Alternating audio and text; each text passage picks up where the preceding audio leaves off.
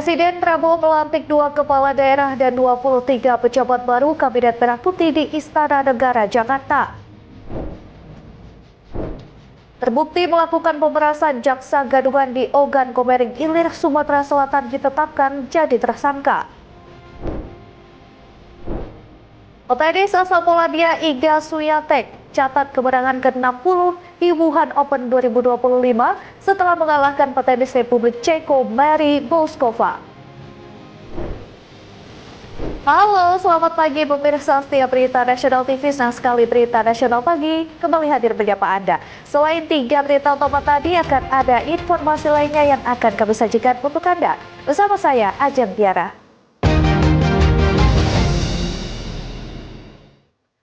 Kita awali dengan informasi yang pertama, pemirsa. Presiden Prabowo Subianto melantik sejumlah pejabat baru di lingkungan pemerintah pusat dan daerah. Langkah ini menandai penguatan formasi pemerintah dalam mendorong kinerja dan pelayanan publik. Menetapkan dan seterusnya. Ke-1, mengesahkan pengangkatan masing-masing satu. Presiden Prabowo Subianto melantik 2 kepala daerah dan 23 pejabat baru dalam Kabinet Merah Putih di Istana Negara, Jakarta, Rabu 8 Oktober 2025. Pelantikan ini meliputi sejumlah posisi strategis mulai dari pejabat pemerintah daerah, wakil menteri hingga lembaga keuangan negara dan badan pengatur BUMN. Janji jabatan berkenaan dengan pengangkatan saudara-saudara sebagai Gubernur dan Wakil Gubernur Papua masa jabatan tahun 2025-2030, Wakil Menteri Dalam Negeri dan Wakil Menteri Kesehatan Kabinet Merah Putih dalam sisa masa jabatan periode tahun 2024-2029, Kepala dan Wakil Kepala Badan Pengaturan BUMN, Komite Eksekutif Percepatan Pembangunan Otonomi Khusus Papua, Asisten Khusus Presiden Bidang Komunikasi dan Analisa Kebijakan, dan Asisten Khusus Presiden Bidang Analisa Data Strategis. Terlebih dahulu saya akan bertanya kepada saudara-saudara, bersediakah saudara-saudara untuk mengucapkan sumpah janji menurut agama masing-masing? Berdasarkan keputusan Presiden nomor 108P tahun 2025, Presiden Prabowo melantik Matius De Fahiri sebagai Gubernur Papua dan Aryoko Alberto Ferdinand Rumaropen sebagai Wakil Gubernur Papua masa jabatan 2025-2030. Pelantikan keduanya menjadi penutup polemik panjang proses pemilihan di Mahkamah Konstitusi yang berujung pada pemungutan suara ulang. Sementara itu, melalui keputusan Presiden nomor 32M tahun 2025, Prabowo melantik 2 wakil menteri baru di Kabinet Merah Putih. Mereka adalah Komisaris Jenderal Purnawirawan Ahmad Dwi Agus sebagai Wakil Menteri Dalam Negeri dan Benyamin Paulus Octavianus sebagai Wakil Menteri Kesehatan masa jabatan 2024-2029. Setelah revisi Undang-Undang BUMN, Presiden melalui keputusan nomor 109P tahun 2025 juga melantik pimpinan Badan Pengatur BUMN yang menggantikan kelembagaan Kementerian BUMN. Posisi kepala badan diamanatkan kepada Doni Oskaria dengan 2 wakilnya Aminuddin Ma'ruf dan Teddy Barata. Lewat keputusan Presiden nomor 110P, 111P, dan 33M tahun 2025, Prabowo juga melantik 10 anggota Komite Eksklusif Percepatan Pembangunan Otonomi Khusus Papua, 6 Dewan Komisioner Lembaga Penjamin Simpanan, serta 2 asisten khusus Presiden yang baru. Pelantikan tersebut menjadi bagian dari penataan struktur pemerintahan dan penguatan kelembagaan di era pemerintahan yang baru. Dari Jakarta, Ajeng Tiara, Berita Nasional TV. Rompen sebagai Wakil Gubernur Papua. Sementara itu, pemirsa, Wakil Presiden Gibran Rakabuming meninjau pelaksanaan bakti kesehatan dan gerakan pangan murah yang digelar di Tangerang, Provinsi Banten, Rabu siang. Kegiatan ini diselenggarakan oleh Polda Banten untuk memperkuat ketahanan pangan dan kesehatan masyarakat dalam mendukung Astacita pemerintahan Presiden Prabowo Subianto. Turut mendampingi Wapres dalam kegiatan ini Gubernur Banten Andra Soni, Menteri Koordinator Bidang Pangan Zulkifli Hasan, Menteri Pertanian Andi Amran Sulaiman, dan Kapolri Jenderal Listio Sigit Prabowo. Wapres menekankan bahwa kesejahteraan masyarakat tidak dapat dicapai secara parsial.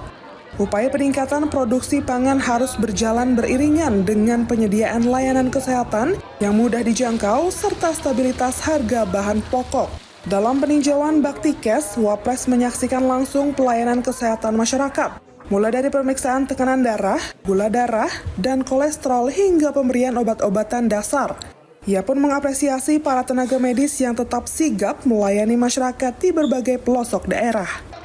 Saat kegiatan Gerakan Pangan Murah, Wapres meninjau distribusi 2.000 paket bahan pangan berisi beras SPHP 5 kg, tepung terigu, dan minyak goreng.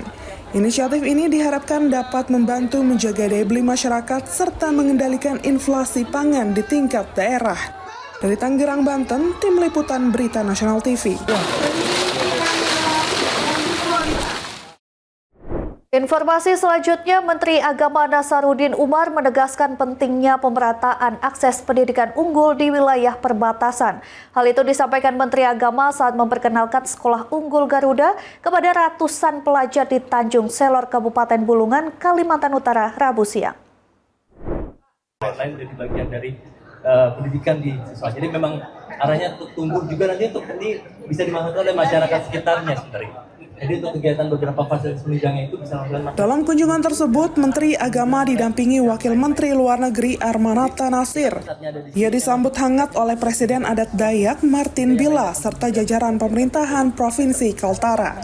Kehadirannya disamarakan oleh tarian Kancet Letokenya yang dibawakan siswa SMA Negeri 1 Tanjung Selor sebagai simbol penghormatan budaya lokal. Menteri Agama tampak akrab berinteraksi dengan para siswa. Ia menjelaskan bahwa Sekolah Garuda merupakan model pendidikan unggul yang menyiapkan kader pemimpin masa depan bangsa melalui pendekatan sains, teknologi, dan karakter kebangsaan. Menurutnya, Sekolah Garuda adalah wadah kaderisasi calon pemimpin bangsa. Anak-anak yang masuk di Sekolah Garuda akan disiapkan untuk menembus perguruan tinggi terbaik dunia seperti Harvard University. Menteri Agama juga menyampaikan apresiasi kepada Gubernur Kalimantan Utara Jainal Arifin Paliwang dan seluruh jajaran Forkopimda atas dukungannya terhadap pembangunan Sekolah Unggul Garuda di wilayah perbatasan. Dari Bulungan, Kalimantan Utara, Tim Liputan Berita Nasional TV.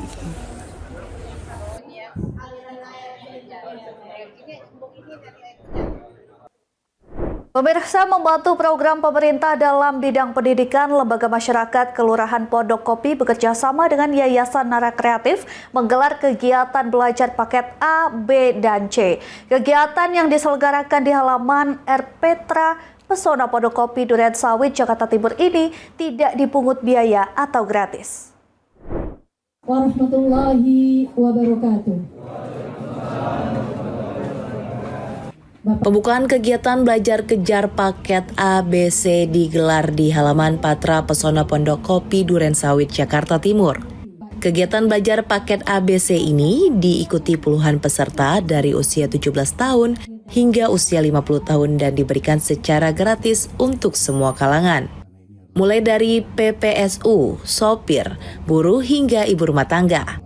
Selain itu, kegiatan ini diadakan untuk membantu program pemerintah di bidang pendidikan dan juga untuk mendorong masyarakat agar bisa meningkatkan taraf hidup melalui pendidikannya lebih tinggi guna mendapatkan pekerjaannya lebih baik. Hari ini kegiatan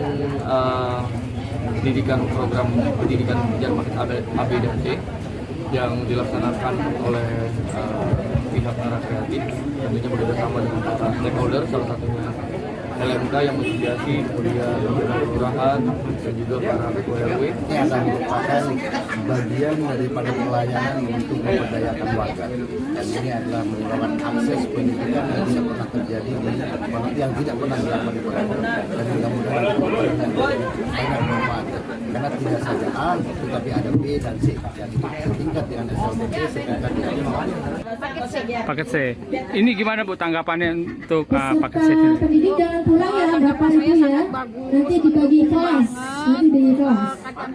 Istirahat dulu aja. Jadi ya di mana-mana tuh biar kita terus belajar, semangat, mengejar cita-cita apa yang kita harapkan nanti. Kegiatan ini pun mendapat dukungan dari pemerintah Kota Jakarta Timur dengan disediakannya tempat untuk proses kegiatan belajar dan mengajar.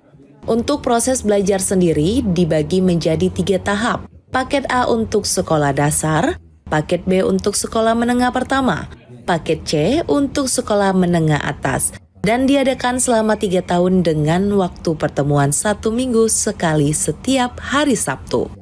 Dari Jakarta Timur, Tim Liputan Berita Nasional TV.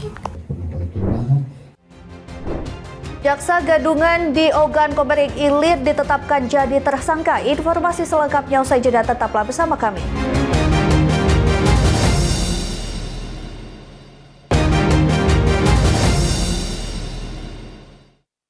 Terima kasih Anda masih menyaksikan Berita Nasional Pagi. Pemirsa, kasus Jaksa Gadungan yang sempat menghebohkan publik kini ditetapkan sebagai tersangka. Tersangka terbukti telah melakukan pemerasan sejumlah pejabat di Kabupaten Ogan Komering Ilir, Sumatera Selatan.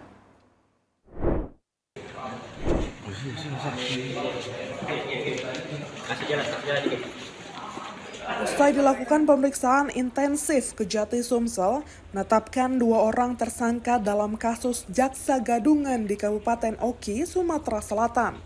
BA, seorang ASN aktif di pemerintahan Kabupaten Waikanan Lampung, bersama rekannya EF, pekerja swasta, turut membantu. Ditetapkan tersangka tindak pidana korupsi pemerasan terhadap sejumlah pejabat di lingkungan pemerintahan Kabupaten Ogan Komering Ilir. Dari keterangan Aspidus Kejati Sumsel, Ardiansyah menjelaskan bahwa keduanya melakukan tindak kejahatan tersebut dengan modus para tersangka mencari pejabat-pejabat Oki yang sedang tersandung hukum. Dari situ tersangka memeras korbannya dengan iming-iming kasus tersebut akan ditutup oleh para tersangka. Modus operandi para tersangka ini terbilang rapi dan terlihat banyak pejabat yang terkecoh oleh Jaksa Gadungan ini. Jadi sesuai dengan fakta yang terungkap dalam penyidikan bahwa mereka berdua ini mempunyai inisiatif untuk mendatangi beberapa pejabat di Oki, Kabupaten Oki, dengan menggunakan atribut jaksa lengkap supaya agar orang-orang yang berhubungan dengan mereka dapat meyakini bahwa tersangka BA ini dapat menyelesaikan beberapa perkara yang sedang ditangani oleh Kejaksaan Negeri Oki. Seperti itu kurang lebihnya. Kedua tersangka kini resmi ditahan di Rutan Pakjo Palembang selama 20 hari ke depan guna kepentingan penyelidikan lebih lanjut. Dari Palembang, Sumatera Selatan, Yudo Handoko, Berita Nasional TV.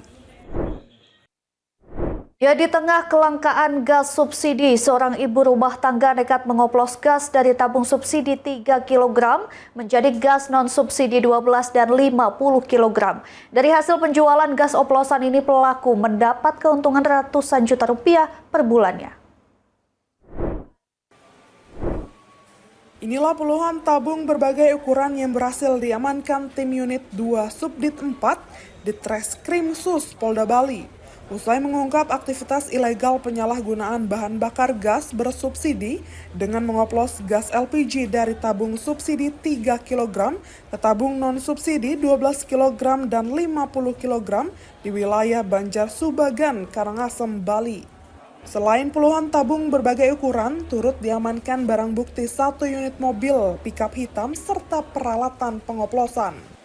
Ironisnya, pelaku pengoplosan adalah Nimade Sasih alias Ibu Elik, seorang ibu rumah tangga berusia 48 tahun, warga Subagan, Karangasem. Tersangka Ibu Elik ditangkap bersama 2 saksi, masing-masing berinisial B, selaku supir dan WK karyawan pengoplos. Dari hasil integrasi terungkap jika ibu rumah tangga tersebut sudah menjalankan bisnis ilegalnya sejak Mei 2025. Tersangka membeli gas LPG subsidi 3 kg seharga Rp20.000 per tabung dari seorang pengelola pangkalan berinisial DU di wilayah Bugaya, Karangasem. Isi di tabung gas 3 kg kemudian dipindahkan ke tabung 12 kg dan 50 kg.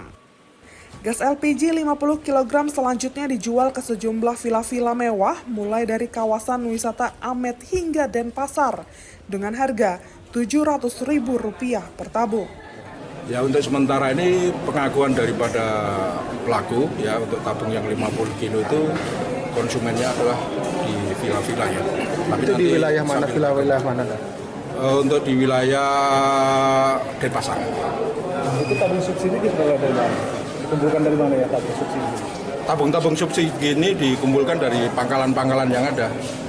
Jadi pelaku ini mengumpulkan tabung-tabung subsidi dari pangkalan-pangkalan yang ada, kemudian dilakukan pengoplosan ke tabung 12 kilo maupun 50 kilo. Atas perbuatannya, Nima Desasi alias Ibu Elik dijerat pasal 55 Undang-Undang Nomor 22 Tahun 2001 tentang minyak dan gas bumi yang telah diubah dalam Undang-Undang Nomor 6 Tahun 2023 tentang Cipta Kerja dengan ancaman hukuman penjara maksimal 6 tahun dan denda hingga 60 miliar rupiah. Dari Denpasar, Bali, Bagus Raditya, Berita Nasional TV melaporkan. Ya pemirsa, kepergok warga komplotan pelaku curanmor lepaskan tembakan hingga 5 kali di depan Rumah Sakit Bayangkara Bandar Lampung. Beruntung tidak ada korban jiwa akibat kejadian ini, namun pelaku yang berjumlah 2 orang berhasil kabur dari kejaran massa.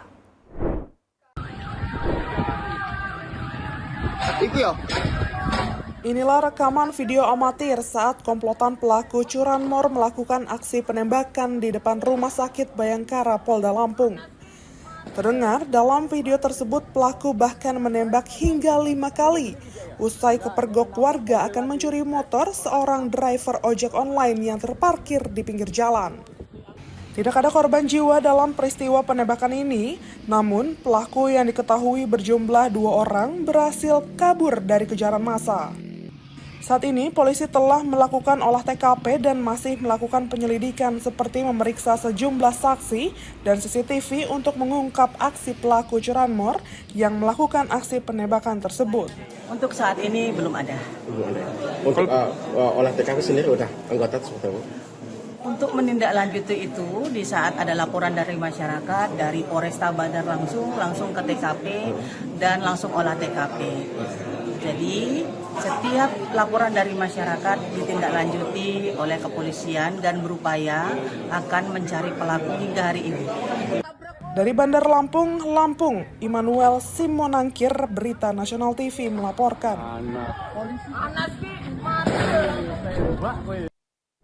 Ya, 1 dari 3 orang pencuri motor nyaris tewas di amuk massa yang memergokinya saat mencuri sepeda motor milik penghuni kos di Kecamatan Pagedangan, Kabupaten Tangerang, Banten. Dari tangan pelaku, polisi juga menyita 1 kunci letter T yang biasa dipakai pelaku dalam beraksi. Dalam rekaman video amatir terlihat sejumlah warga berkumpul di sekitar pelaku yang sudah tergeletak tidak berdaya. Beruntung polisi segera tiba di lokasi dan membawanya ke rumah sakit guna mendapatkan perawatan medis. Peristiwa bermula saat pelaku berjumlah 3 orang yang berboncengan sepeda motor berhenti di depan indekos di Kampung Medan Lestari, Kecamatan Pagedangan, Kabupaten Tangerang. 1 orang pelaku kemudian turun dan secara perlahan masuk ke area parkir sementara 2 pelaku lainnya berjaga. Hanya dalam hitungan detik, pelaku berhasil mencuri 1 motor jenis Matic setelah merusak lubang kunci dengan kunci letter T dan kemudian menyerahkan kepada pelaku lainnya yang berjaga. Tidak hanya 1 pelaku kemudian kembali berusaha mencuri sepeda motor lainnya di parkiran indekos yang sama. Namun kali ini aksinya dipergoki oleh warga sekitar. Aksi massa dengan pelaku, kemudian pelaku berhasil diamankan, mendapat perawatan di rumah sakit. Untuk saat ini pelaku sudah kami amankan, kami tahan di Polsek Pagedangan. Untuk selanjutnya akan kami kembangkan. Dari informasi pelaku sudah kurang lebih beraksi 3 kali. Yang terakhir kejadian di Medang ini sebelumnya beroperasi di daerah Jakarta Barat dan wilayah Tangerang. Kini pelaku telah mendekam di ruang tahanan Mapolsek Pagedangan dan polisi masih terus mengembangkan kasus ini serta memburu 2 pelaku lainnya yang identitasnya sudah dikantongi. Dari Tangerang, Banten, Mujib Latumairisa, Berita Nasional TV. Ya pemirsa, jangan kemana-mana, kami akan kembali usai jeda dengan informasi berita lainnya. Tetap saksikan Berita Nasional Pagi.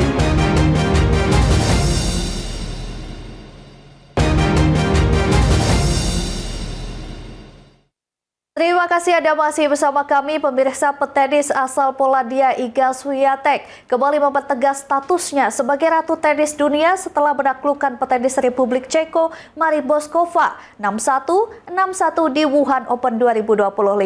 Kemenangan itu sekaligus menandai kemenangan ke-60 Swiatek sepanjang musim ini, sebuah capaian luar biasa yang hanya segelintir petenis dalam sejarah yang mampu melakukannya.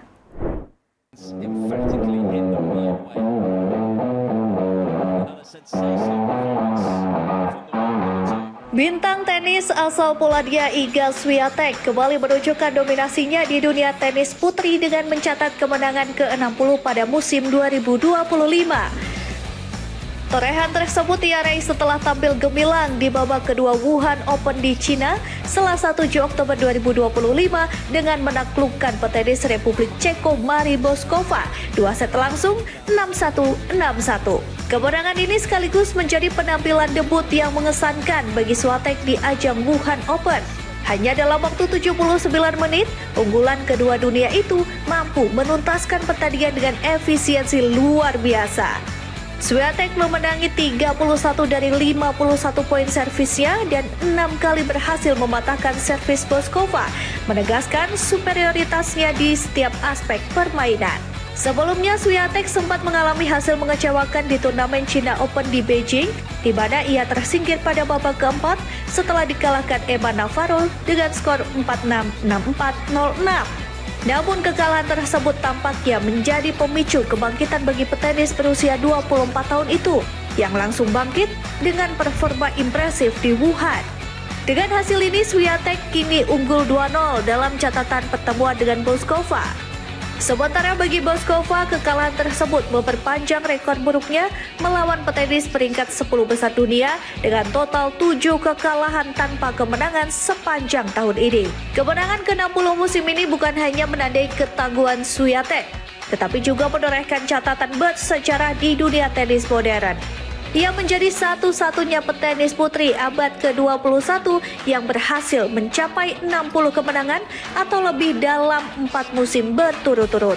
Pencapaian luar biasa ini terakhir kali ditorehkan oleh dua legenda tenis, Martina Hingis pada 1997 hingga 2001 dan Lindsay Davenport pada 1998 hingga 2001. Dengan masih banyak turnamen tersisa di kalender WTA 2025, peluang Swiatek untuk menambah koleksi gelar dan memperkuat posisinya sebagai petenis nomor 1 dunia semakin terbuka lebar. Kemenangan gemilang di Wuhan menjadi bukti bahwa Swiatek tidak hanya konsisten, tetapi juga terus berkembang sebagai salah satu ikon tenis wanita era modern.